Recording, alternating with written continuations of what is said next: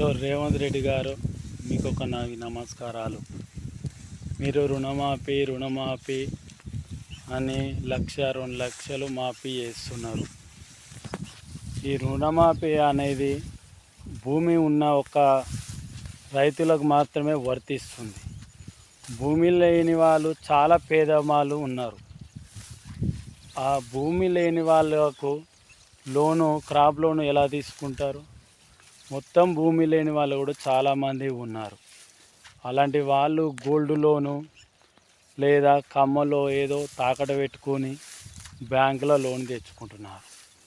అలాంటి వాళ్ళకు కూడా కొంచెం నీ వంతు సాయం చేసి, ఎలాంటి భూమి లేని వాళ్ళు ఆ బ్యాంకులో తెచ్చుకుంటారు కాబట్టి అలాంటి వాళ్ళకు కూడా 1,00,000 ఒక 50,000 మాఫీ ఇవ్వాల్సిందిగా నా యొక్క మనవి. ఈ వీడియో రేవంత్ రెడ్డి వరకు చేరేటట్టు చూడండి.